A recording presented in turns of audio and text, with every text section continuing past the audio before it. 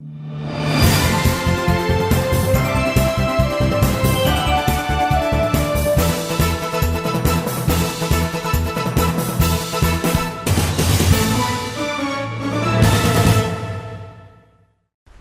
my dear folks. Welcome to the show. My name is Jack Shaw with the East West Show on G&E TV. As last evening, I would say yesterday evening about 5 o'clock our time, there was a big announcement made by President Barack Obama regarding immigration reform.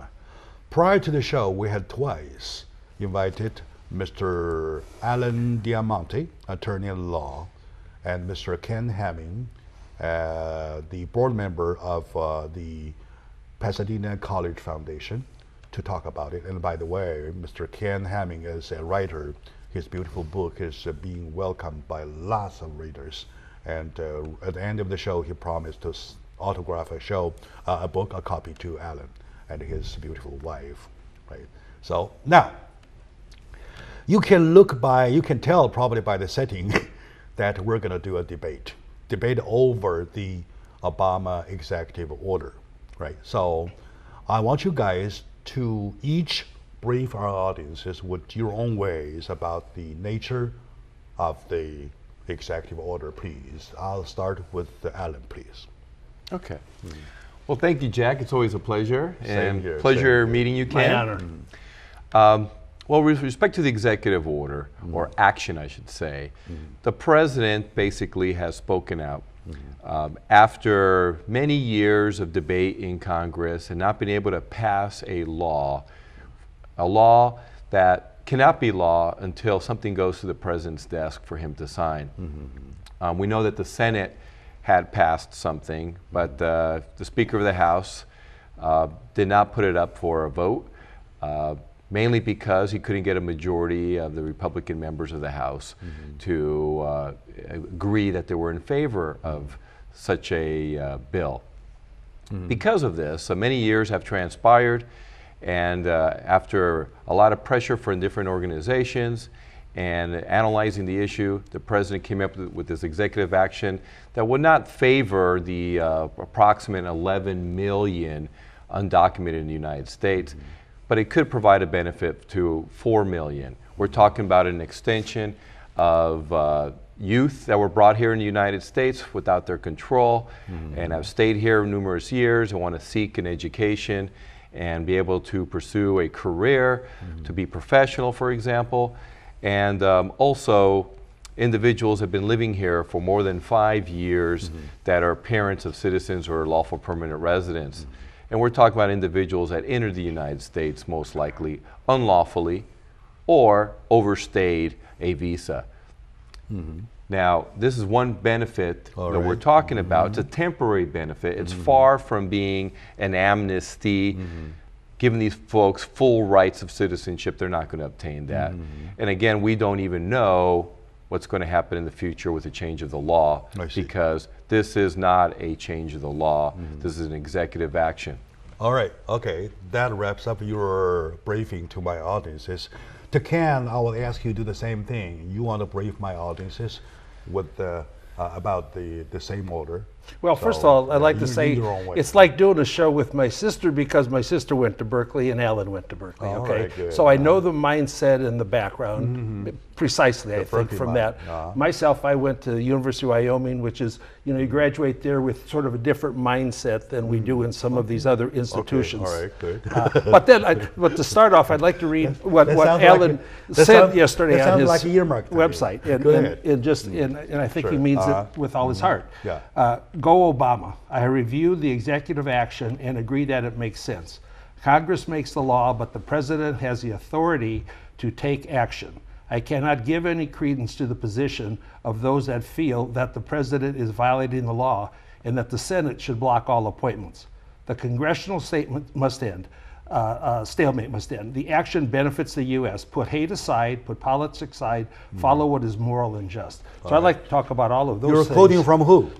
The man. Okay, the man. Right. Okay. By the way, I like your middle name better than your first name. Okay. Because it's great, I think. Okay. So, what's your comment, though? Well, my comment is, if you believe what the president says, and I've seen it, heard it with my ears 15 times in the last couple of years, he says he does not have the authority to do this. Talking about the order as of last night. Well, the order of last night, I personally believe, is an affront to many longtime Americans that have built up some net worth over periods of time. And I think the most damaged group of people are the African Americans that will have less opportunity for jobs that they otherwise might be able to have. So I disagree with it. I don't feel that it is a constitutional power, a right that the president has. And then neither one of us are constitutional lawyers, so I'm just going to wait and see how it all plays out in the long run. But I disagree with that, and I believe that you mentioned the Speaker of the House, and I think he learned from Harry Reid, who blocked 380 bills that are sitting in the Senate. So anyway, that's what they do, quid pro quo, tit for tat, whatever they do. All right. But I think that the reaction in the country is overwhelmingly negative we'll to talk this. About that when we come to it. Yeah. So to Alan, please. Since Mr. Ken Hamming mentioned about the fact that the President of the United States now is violating the constitutional right vested in the presidency. So as a lawyer, of course, I know you're not a constitutional lawyer, but a lawyer to me knows better than I do when law comes, right? So now to your understanding, to apply your professionalism, I don't think constitution law is kind of like a rocket science that nobody knows, right? So to a regular attorney, especially immigration attorney, how do you understand, what's your take about the presidential power? Please. Very good.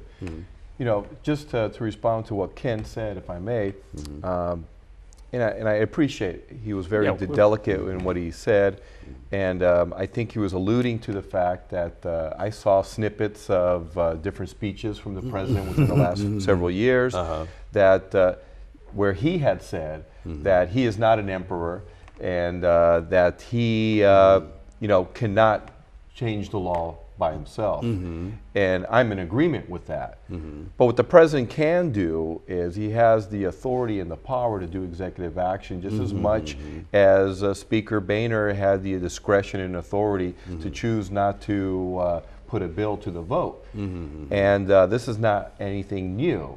President Washington did an executive action. The Emancipation Proclamation was an executive action by President Lincoln. Let's look at FDR. He did an executive action with respect to worker rights. Look at Truman. He did executive actions with respect to integration in the military. Yes. And why do we have these executive actions? Because of politics, because of a stalemate in Congress, different issues with the different parties, we might have this. Or we might have people with different perceptions of what is the law and what is just and what is moral. The beautiful thing about being an American is we have freedom of speech and we could communicate and we have the freedom to assemble. Okay, very good. To you gentlemen, both. I'm of course a man of no legal background and no background like you have. And none of us is talking about serious laws. We're talking about common sense. This is condition number one. Will you agree with me on this point? You will, right? Okay, now, to my understanding, the power in the president is not resting in the fact that he imposes something, but he can deny it, he can slow down. He can slow down on something. To give you an example, if there is an issue to chop a head off, right? Now, you can always keep the head on the shoulder for one more day, till tomorrow, till 2 days later, until things are discovered, until more are discovered. So there's never a chance once the head is chopped, and you find out. That's true. You find out it's wrong. So it looks to me the executive order is an action before they deport them back home. Let's hold it on. And you guys discuss, you guys work it out. And while you guys working, let me give you this to hold on. Keep the head on the shoulder. Please do not chop it off the shoulder yet. So am I using the right example, or am I giving the can I respond the right metaphor? Can I let me follow my question, please. Oh. Yeah. Mm-hmm. So okay. you guys, you both, do you think I'm doing the right thing by describing it with some example? Well, I think the simple way to describe it is the president has the duty to enforce the law, and this is the issue in contention. Mm-hmm. Okay, but he also has great discretion on how to enforce that law. All right. Okay, very good. So, let me take a very short break. When we come back, you will start with your comment, where you'll respond to his statement. Back to my audience. Today, we're putting up a debate. As you see, the faces are longer than regular.